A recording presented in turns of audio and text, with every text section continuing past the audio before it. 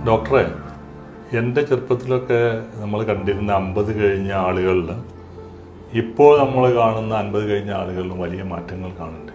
യഥാർത്ഥത്തിൽ ഈ 50 വയസ്സ് കഴിഞ്ഞാൽ നമ്മുടെ ശരീരത്തിൽ ഉണ്ടായിരുന്ന മാറ്റങ്ങൾ എന്തൊക്കെയാണ്? ഡോക്ടർക്ക് ഒന്ന് വിശദീകരിക്കാമോ?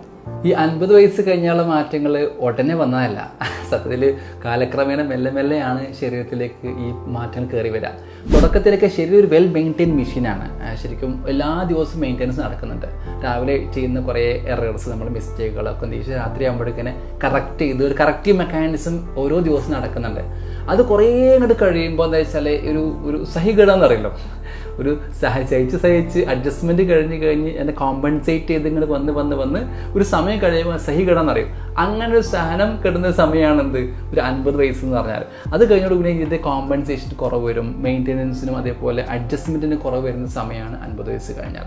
അപ്പോൾ അതിൽ ഒരുപാട് മാറ്റങ്ങൾ ശരീരത്തിലുണ്ടാകുന്നു. പ്രത്യേകിച്ച് പറയുകയാണെങ്കിൽ മസിൽ മാസിലാണ്. ഇപ്പോൾ മസിലിൽ ഉണ്ടാകുന്ന മാറ്റം എന്ന് ചോദിച്ചാൽ വെച്ചാൽ ഓരോ വർഷവും, അതായത് 50 വയസ്സ് കഴിഞ്ഞ ആളുകൾക്ക് സ്റ്റഡീസ് പറയുന്നത് എങ്ങനെയാണ്, ഓരോ വർഷം കൂടുമ്പോഴും 1% മുതൽ 2% വരെ അതിൻ്റെ മസിൽ മാസിൽ കുറവ് വരുന്നു. അപ്പോൾ ഈ മസിൽ മാസ് കുറഞ്ഞു വരുന്ന സമയത്ത് സ്വാഭാവികമായിട്ടും ശരീരത്തിൻ്റെ ഒക്കെ ഒരു വേണ്ടത്ര നേരത്തെ മുമ്പൊക്കെ ചെയ്തിരുന്ന ജോലികളൊക്കെ ചെയ്യാൻ കഴിയാത്ത അവസ്ഥ വരും. പ്രത്യേകിച്ചും മുമ്പൊക്കെ നമ്മൾ റേഷൻ പീടിയ നമ്മൾ 10 കിലോ അരി കയ്യിലും മറ്റ് 10 കിലോ മണ്ണെണ്ണയുടെ കാനും ഒക്കെ ആയിട്ട് പോയിരുന്ന ഒരു കാലം ഉണ്ടായിരുന്നല്ലോ അല്ലേ പണ്ടൊക്കെ. അപ്പോൾ അതൊക്കെ എന്തെങ്കിലും സംഭവിച്ചാൽ കുറേ കഴിഞ്ഞാൽ അതൊക്കെ എടുക്കാൻ കഴിയാത്ത അവസ്ഥ. അത്രയും മസിൽ ബൾക്ക് കുറയുമ്പോൾ ആ സ്ട്രെങ്ത് കുറഞ്ഞു പോകും. അത് സ്വാഭാവികമായിട്ട് പിന്നെ ഉണ്ടാവുക വെച്ചാൽ ഈ സ്റ്റെപ്പ് കയറാനുള്ള പ്രയാസം. മുമ്പൊക്കെ സ്റ്റെപ്പ് ഓടി കയറിയിരുന്നൊക്കെ പിന്നെ സ്റ്റെപ്പ് കയറുന്ന സമയത്തിന് പതുക്കെ ഒരു സ്റ്റെപ്പ് കയറി കഴിഞ്ഞാൽ ഒരു പരിധി എത്തിയാൽ പിന്നെ കാലിനൊക്കെ വലിച്ചിൽ വേദന വരുന്ന പോലെ അവസ്ഥ വരും. ഇത് സത്യത്തിൽ മസിൽ മാസ് കുറഞ്ഞു വരുമ്പോണ്ടാവുന്ന പ്രശ്നങ്ങളാണ്.